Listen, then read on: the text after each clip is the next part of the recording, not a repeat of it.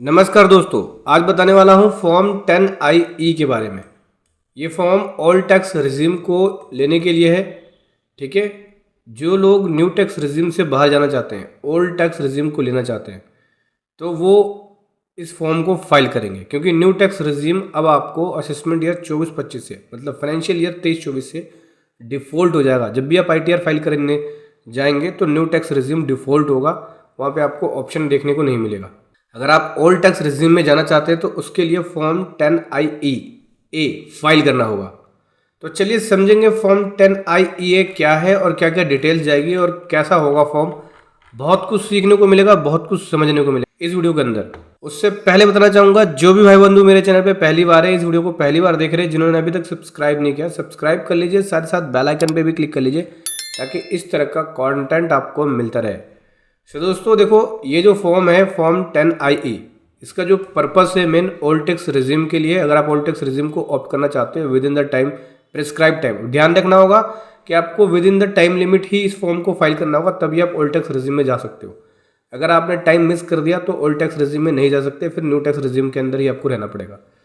तो form 10IE जो है, इसका मेन पर्पस है ओल्ड टैक्स रिजीम को ऑप्ट करना चाहते हैं ऐसे पर्सन, उनको ये फॉर्म 10IE फाइल करना होगा। चेंजेस क्या किया गया है फॉर्म 10IE के अंदर, देखो ये फॉर्म 10IE जो है वो रिप्लेस कर दिया गया है फॉर्म 10IE से। ठीक है, 10IE से रिप्लेस करके 10IE कर दिया गया है। पहले फॉर्म 10IE था जिसके अंदर हम ऑप्ट करते थे न्यू टैक्स रिजीम, ये 22-23 तक था, लेकिन 23-24 से अब जो है आपको ओल्ड टैक्स रिजीम में जाने के लिए फॉर्म 10IE भरना पड़ेगा। ठीक है, रिटर्न फाइल करने से पहले, ITR को फाइल करने से पहले आपको फॉर्म 10IE भरना होगा।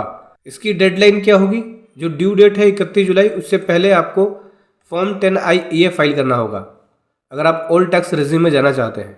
वेरिफिकेशन का प्रोसेस क्या है, सिंपल, इसको आप EVC यानी इलेक्ट्रॉनिक वेरिफिकेशन कोड DSC के जरिए भी वेरीफाई कर सकते हैं। डिसकंटिन्यू हो चुका है फॉर्म, पुराना वाला फॉर्म 10IE डिसकंटिन्यू हो चुका है। अब जो नया फॉर्म चलेगा फॉर्म 10IE चलेगा, जो कि ओल्ड टैक्स रिजीम को ऑप्ट करने के लिए है।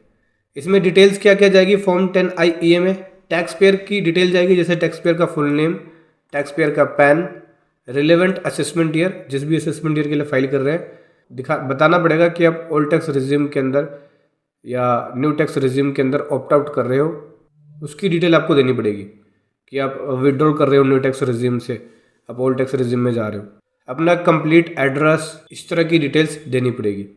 सो टैक्स पेयर को ज़रूरत है फॉर्म 10IE फाइल करने के लिए, इनकम टैक्स पोर्टल पे ये फॉर्म फाइल होगा। ओल्ड टैक्स रिजीम को ऑप्ट करने के लिए आपको ये फॉर्म फाइल करना पड़ेगा।